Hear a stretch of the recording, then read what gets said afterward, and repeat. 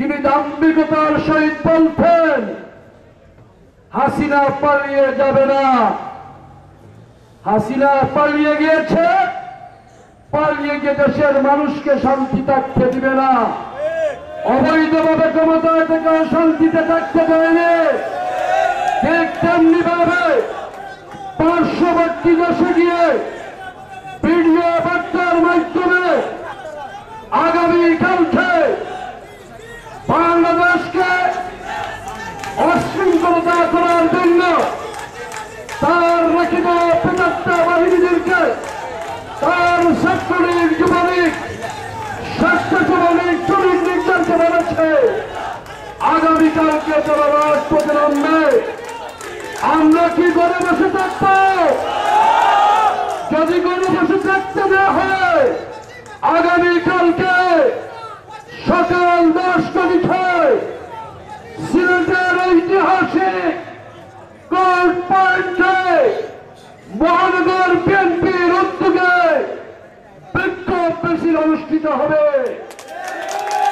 বিক্ষোভ মিছিলে নেতৃত্ব দিবেন আজকের প্রধান অতিথি, আগামী দিনের সিলেটের খান্ডারি, যে পরিবারের অত্যন্ত প্রহরী জনাব তারেক রহমানের আস্থাভাজন খন্দকার আব্দুল মুক্তাদির আগামীকালকের বিক্ষোভ মিছিলে নেতৃত্ব দিবেন।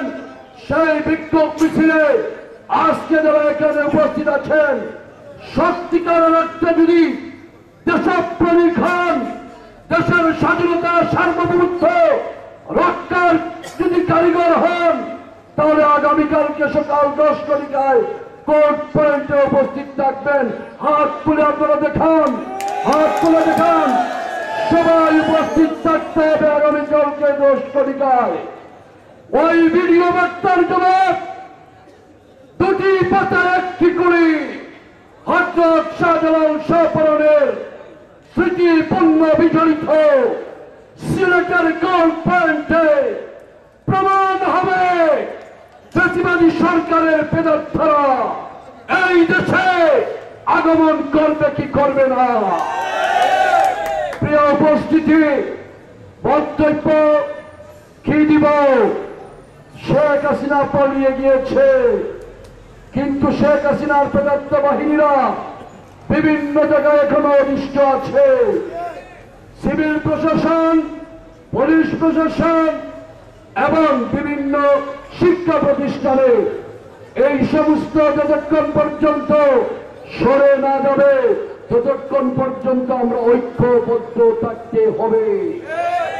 আমাদের পার্টির ভারপ্রাপ্ত চেয়ারম্যান জনাব তারেক রহমানের যতক্ষণ পর্যন্ত মিথ্যা মামলাগুলো আইনি প্রক্রিয়ার মাধ্যমে শেষ না হবে, ততক্ষণ পর্যন্ত আমাদেরকে ঐক্যবদ্ধ থাকতে হবে।